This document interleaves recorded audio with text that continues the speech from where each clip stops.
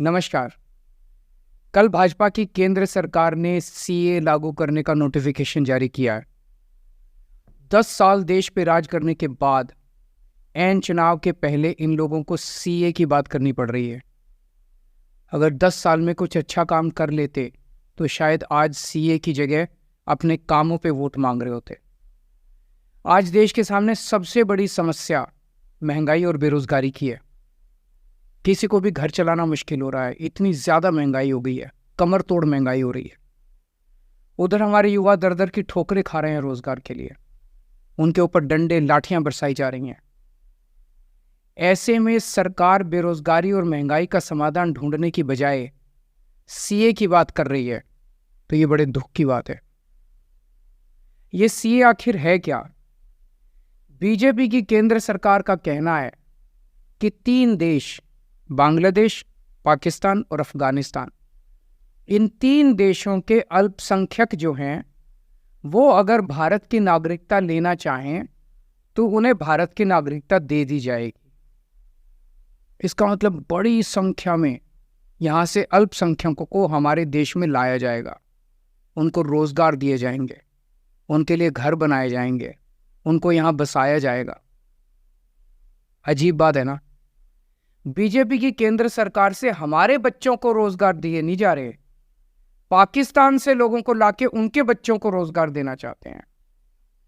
हमारे लोगों के पास तो घर नहीं है, भारत के तो ढेरों लोग बेघर हैं, लेकिन बीजेपी वाले पाकिस्तान से लोगों को लाके उन्हें भारत में बसाना चाहते हैं, उनको घर देना चाहते हैं।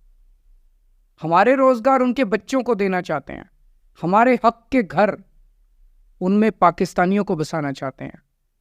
भारत सरकार का जो सरकारी पैसा हमारे परिवार और देश के विकास पे खर्च होना चाहिए, वो पैसा पाकिस्तानियों को भारत में बसाने पे खर्च किया जाएगा। इन 3 देशों में लगभग 2.5 से 3 करोड़ अल्पसंख्यक हैं। ये तीनों बहुत गरीब देश हैं।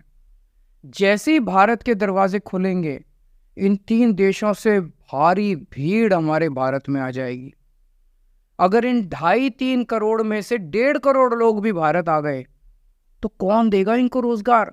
कहाँ बसाओगे इनको? बीजेपी वाले अपने घर में बसाएंगे क्या इनको? इनके अपने घर में रखेंगे क्या इनको? बीजेपी वाले देंगे क्या इनको रोजगार? कौन देगा इनको रोजगार? तो प्रश्न उठता है कि बीजेपी ऐसा क्यों कर रही है। कई लोगों से मैंने बात की, कुछ लोगों का कहना है कि ये पूरा का पूरा खेल वोट बैंक बनाने की गंदी राजनीति है। इन तीनों देशों से 1.5-2 करोड़ लोगों को अगर भारत ले आया गया और उनको चुन चुन के इस तरह से देश के अलग अलग भागों में बसाया गया, जिससे जहां जहां बीजेपी के वोट कम हैं वहां जुगिया डाल के अगर इन लोगों को वहां बसाया गया तो वहां बीजेपी का एक पक्का वोट बैंक तैयार हो जाएगा, बीजेपी के वोट बढ़ जाएंगे।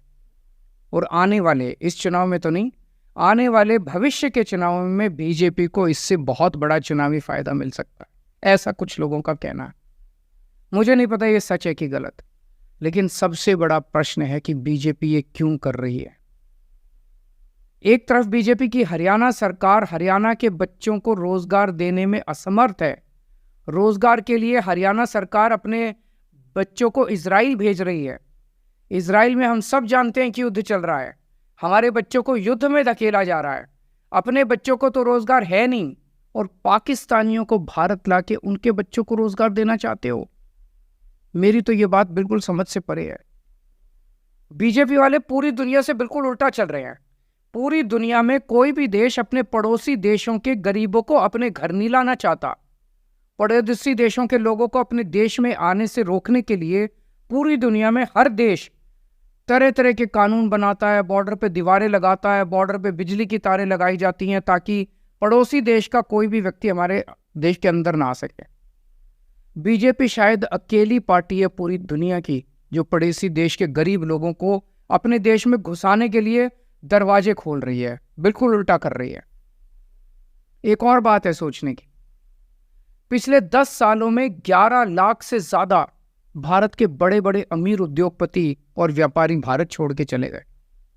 ये लोग भारत में फैक्ट्री चलाया करते थे, इंडस्ट्री चलाया करते थे, बड़े बड़े व्यापार किया करते थे, लाखों लोगों को नौकरी देते थे, रोजगार देते थे।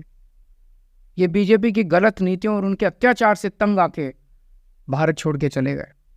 अगर बीजेपी को लाना ही है तो इन लोगों को वापस भारत लेके आओ ना, जो भारत छोड़ के चले गए। ये भारत आएंगे, इनके पास पैसा है, भारत में इन्वेस्ट करेंगे, नई नई फैक्ट्रियां खोलेंगे, नए नए व्यापार खोलेंगे, अपने बच्चों को रोजगार मिलेगा। ये क्या बदतमीजी है कि बांग्लादेश के, पाकिस्तान के और अफगानिस्तान के लोगों को हमारे देश में लाके बसाएंगे और उनको हमारे बच्चों के हक के रोजगार उनको देंगे। ये लोग कह रहे हैं कि 2014 के पहले आए हुए घुसपैठियों को इन नागरिकता दी जाएगी। ऐसा नहीं है, ये तो शुरुआत है।